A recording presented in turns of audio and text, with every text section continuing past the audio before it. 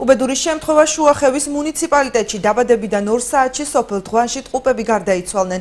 ფუტკარაძეების ოჯახი ახალშობილების გარდაცვალების მიზეზად სამედიცინო ცენტრის ექიმ-გინეკოლოგის დაუდევრობას ასახელებს და მისი პასუხისმგებლობის საკითხის დაყენებას ითხოვს. რა გახდა ახალშობილების გარდაცვალების მიზეზი?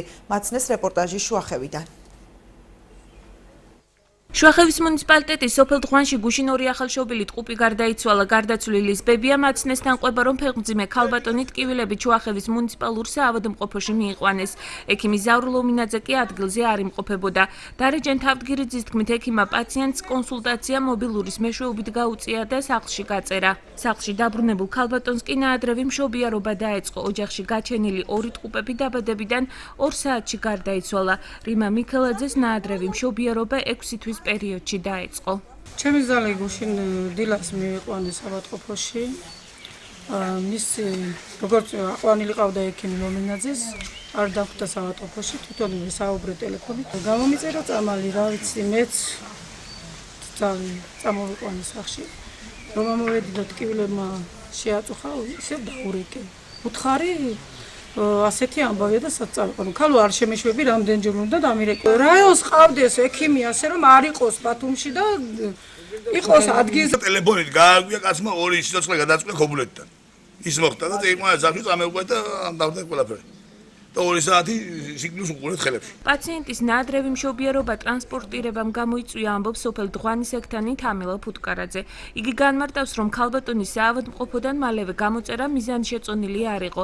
მისი თქმით, რიმა მიქელაძე მეზობლების დახმარებით იმშობიარა. ეხოს პასუხები გადასცეს ტელეფონზე და დანიშნულა მიცა და ოჯახმა ვერ გადაწყვიტა ეს გადასაყვანი იყო არ იყო წამოიყვანეს ისევ სოფელში თავის სახლში.